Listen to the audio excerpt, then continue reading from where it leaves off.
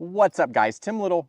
Welcome back to Tactical Bass. In today's video, we are talking about underspins and why you need to be throwing them right now.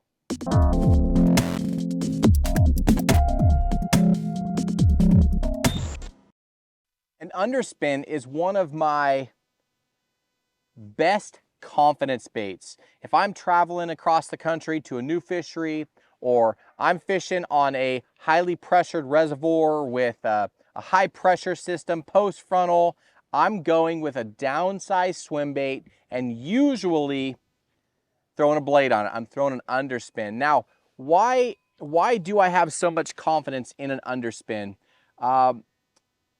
Traveling around, the bait fish, a lot of times they're small. We're going to talk about adjusting the baits to the size of the bait fish in your fishery, but a lot of times they're small. You can get away with light line. You can throw finesse presentations, throw it on finesse gear, give them a finesse presentation, and you have that vibration, you have that flash. So it's just not a single swim bait head. You got that vibration on there, you got that flash, and it helps get those fish their attention away from the real thing. A lot of times this time of the year, fish are on bait balls, right? You see them out there, they're either blowing up on bait balls, or you see the ripples on the surface where the fish are kind of anxious, and there's bass. There's all sorts of predator species around those bait balls. You know, I've caught carp, I've caught bass, I've caught turtles, I've caught all sorts of things on a little swim bait. But adding that flash and vibration helps, at least in my mind, in my opinion, it helps get that fish's attention away from the real thing. So unless I'm in an ultra clear fishery, you know, 20, 30-foot visibility, I'm taking that, then I'm just throwing a single swim bait head on a, guppy head, no flash or vibration. But any other time, that is my go-to bait. And there's all different sizes of hooks and styles, and we're going to talk about that today. I really want to simplify the underspin technique and hopefully give you guys some confidence. Those of you guys that haven't thrown an underspin or know what an underspin head is, or maybe you guys do, but you don't have a lot of confidence in it. Hopefully after today's video, you will. So I'm going to really try and simplify it, simplify the swim baits for it, simplify the sizes and how everything works. But an underspin is a often overlooked presentation that works anywhere you are in the country, whether it's up north in the Great Lakes or out west on the Delta or Clear Lake or down south in Florida. I've caught fish on underspins in the thickest of grass down in Florida, in Texas. I've caught them all over the place. Adding that flash, adding vibration is what makes the underspin so special. Now, I know there are so many different heads and brands and just styles, types of underspins on the market, and that's what I want to do. I kind of want to help simplify that for you. There's a lot of good underspins on the market. Those of you guys have been following the channel for a while know that Matt and I designed our own underspin just a couple years ago. And let me just be clear, Matt and I don't want to be designing baits. That's not our goal in life. We only do it when we feel like there's a need or a hole in the marketplace for something, to better something. So we wanted to design, we designed a mini underspin, we designed a full-size underspin, but we addressed a couple issues, and that's why we did it. So that's why we came out with our own underspin. So we'll talk about the different sizes of those. But first off, the first question I ask myself when I'm tying on an underspin, or I'm shopping online, or I'm at a tackle shop and I'm looking at all the different underspins, really simple question: is there grass or is there not? Do I need to fish weedless? If I need to fish weedless, I basically have two hooks for you, two different underspins for you. mainly one, and then I have a really cool one by BKK that we'll talk about shortly. It's adjustable and stuff. But if not, I'm throwing an exposed hook underspin. I'm throwing something that has that hook exposed versus a weedless version.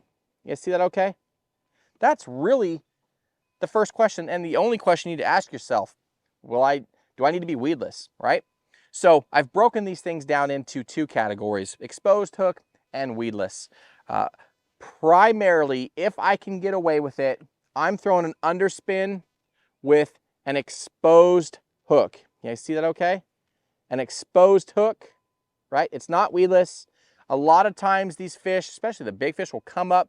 They'll just be tracking that bait. They'll suck that bait in. And you feel that tick, and that's their mouth closing down. They turn their head, and then it loads up. But having that exposed hook lets that hook to start digging in. When you feel that pressure, you load up and set the hook. You get better hook penetration having that exposed hook. Obviously, it's not weedless. You get hung up in the grass. You can get hung up in laydowns. So depends on the type of fishing you're doing, but either way, they're both great. I mean, they make the little weedless guy, that little owner flashy swimmer, down a little 1/0. That thing is tiny. That's a 3.3 Keitech weedless. So we got stuff for you guys. We got some answers to the problems, if you will. So getting back to the underspins themselves, I explained it before. A lot of times these days, I'm fishing around bait.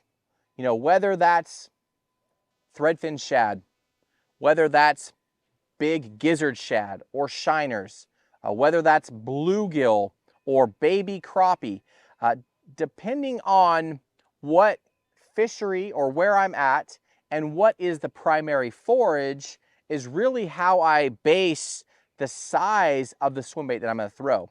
Not necessarily the how heavy the head is, but the size. Am I trying to mimic a threadfin shad?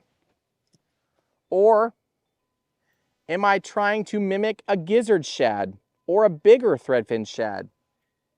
Maybe I'm trying to mimic a shiner, an Arkansas shiner, or a bluegill, right? So that's the second question I'm asking myself. Is there grass? Do I need to be weedless? And what am I trying to imitate, right? We want to match the hatch. You guys have heard that. And having your swim bait, the bait itself, the same size or a little bit bigger than the target species, you know, that bait fish species is really key. And that will help you with getting a lot more bites. Okay, now back to the heads. I showed you our little mini underspin.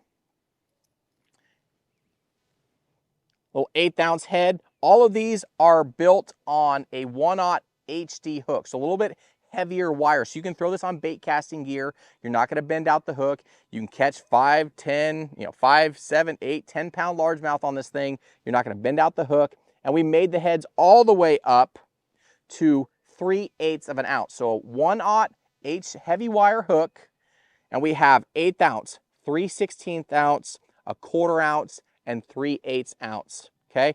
Well, the reason we did that, I mean, just the other day, I was fishing muddy water. Had a rainstorm come through. We had a ton of current. I was fishing muddy water, a lot of water moving through. I wanted to throw a chartreuse and blue swim bait, but with a heavier head. I wanted to be able to get down to those fish. I wanted to be able to get through that current. Now, on the flip side, I might take my favorite spinning rod, 4, 5, 6, 7 pound test, and I'll throw a little 1/8 ounce head, little itty bitty guy with a little 2.8 Keitech, right? Matching the hatch, ultra finessey. Again, adding that little bit of blade, a little bit of flash, a little bit of vibration can help trigger those fish or help those fish find your bait out of the thousands of real bait fish around, okay? So again, the little tactical mini underspin, we designed it We wanted a stout enough head that we can still throw it on finesse gear and set the hook. So a light enough wire to be able to set the hook with light gear. We wanted a stout enough hook wire that you could set it on a bait caster and not worry about bending out those hooks. You don't worry about bending out those hooks and losing big fish. We had issues with some of the other underspins on the market with bending out hooks. The other issue we had, a lot of the common or popular swim baits, finesse swim baits specifically, have that bigger belly. They're mimicking that threadfin shad profile, so they had a bigger belly. Well, we noticed a lot of the underspins we were using, underwater footage, the blade, the drop wire from the head wasn't long enough and the blade wasn't clearing the belly, so it was being obstructive. It wasn't allowing that blade to spin and flash and vibrate like we wanted it to. So with that, we put in a longer drop wire, so now that blade can clear those more stubby types of swim baits, if you will, that shad kind of profile swim bait. But that's why we did it. That's why we made these things. So improved the hook, made it more stout, made that longer drop wire, and we've been extremely happy with the outcome. We've caught a ton of big fish on it, but we wanted to create a system where we can go from the lightest of heads, the smallest of finesse swim baits, all the way up to a 3/4 ounce 5/0 hook. So this is the standard underspin, the tactical underspin we did with Dirty Jigs. And then, like I said, we have everything in between. So we have the mini. It comes in 1/8, 3/16, 1/4, and 3/8, all that 1/0 heavy wire hook. And then we have this guy over here, the standard. This comes in 3/8, 1/2, and 3/4. The 3/8 is a 2/0 and a 3/0 hook. The 1/2 is a 3/0 and a 4/0 hook. And then the 3/4, the heavy guy, that is a 5/0 hook. So we have an underspin with a top of the line hook, top of the line sizes, most universal sizes that will cover basically all of your favorite swim baits, no matter what size you're trying to throw. So been extremely happy with that. But again, that's why we came out with our mini underspin and our standard underspin with Dirty Jigs. They're a great company. We worked with them for a long time, but again, we're not trying to make a bunch of baits and whatever. We just wanted to give people the ability to fish the whole size run of popular swim baits and have it work correctly. Now, with that said, if I'm fishing an 1/8 ounce, I'm typically fishing it on bait finesse, or I'm fishing on a spinning rod. I'm making long casts and I'm just creeping that thing. I might be creeping it just off bottom, just up off bottom, and I'm just swimming that thing. And that blade is down there, putting that little subtle vibration, little subtle flash. And like I said, that's what makes the underspin so valuable. Okay? Now let's talk about finding yourself in, let me run through some of those finesse swim baits real quick, and then we'll talk about finding ourselves around grass or needing to fish a full size. So I showed you guys some of these little 1/8 ounce on that 2.8 Keitech.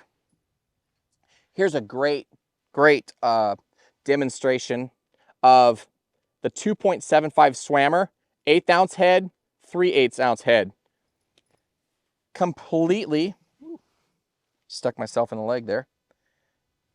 Completely easy to fish system depending on where you need to be in the water column. Again, come on, blade, get off there. Again, being able to throw your favorite finesse-sized swim baits, but all the way up to a 3/8 ounce is awesome. You know, if you find yourself on a clear highland reservoir, those fish are a little bit deeper, getting that bait down there, down in that 20+ foot range, swimming that thing at speeds. Maybe it is a frantic bait fish. You're swimming at speeds. You now have a head that's heavy enough to keep that fish, keep that bait down in that strike zone where those fish are at. Okay, next up, got two different sizes of the Mayor. That's another one of our favorite swim baits. 2.5 over here, and then the 3-inch right here. Again, just awesome little combination. And then a little 1/8 ounce head on a Largo Shad. I showed you guys that already with that blade clearing that belly. But any of your favorite 2.5 up to like a 3.3 Keitech, those mini heads are awesome. Now, if you find yourself where you need to fish deeper, bigger swim baits, we have that covered too. So the standard. So here's a little 3.3 Keitech. That is the standard. That one comes, like I said, 3/8 ounce, a 2/0. It comes in a 3/0. Here it is right here on another 3.3 Keitech. 3.5 Swammer. Then you jump up to the 1/2 ounce. That one comes in a 3/0 and a 4/0. 4-inch Swammer. 3.8, 4.3 sized Keitech. And it also comes in a 4/0. And then here is the bigger guy. Okay. So that is a 4.75. What do we got? Yeah, 4.75 Swammer and the 4.8 Keitech. 3/4 ounce head. So 3/4 ounce, 5/0. You have a 1/2 ounce, 3/0 and 4/0, and a 3/8 ounce, 2/0 and a 3/0. So again, we'll link all this stuff down below in the video description. But more importantly, we designed them to cover your favorite size swim baits, being able to match the hatch. So weedless. If you find yourself in a weedless situation, I love throwing an underspin over the tops of grass. I love throwing an underspin through the tops of a brush pile. I might throw an underspin right up on shore and bring it in. I want that thing to be weedless. I want that quiet entrance into the water. Basically, for years, we've thrown the Owner Flashy Swimmer. It is the staple in underspins, in weedless underspins. The Owner Flashy Swimmer, and I got a whole box of them. Just, you know, 1/8 all the way up to, let me show you guys this, 10/0, 1/2 ounce. I mean, you can throw whatever sized swim bait on these guys right here. But more importantly, being able to throw this stuff right in the thick of junk, whether you're throwing a 6-inch, a freestyle Magdraft, or you're throwing a 4.8 Keitech. I can't tell you how many big fish on Clear Lake Matt and I stuck on that combination right there. 4.8 Keitech paired up with a 1/4 ounce, 5/0 underspin. Weedless. You can throw it, skip it right up underneath docks, throw it right into brush piles, right on that grass line or right in the grass, pop it through, get that blade going. Again, that flash, that vibration is what separates that underspin from just a traditional no flash, no vibration swim bait, and I get more bites throwing it with the blade.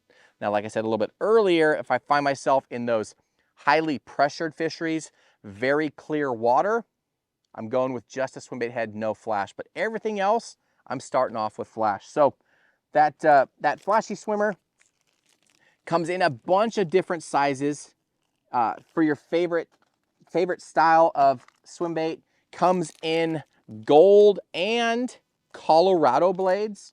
So if you're on a bluegill fishery, or you're on a fishery where the main forage is shiners, you can get away with throwing one with a gold blade or a Colorado blade on there, a little bit different thump. I'm fishing around threadfin shad, I'm fishing around gizzard shad.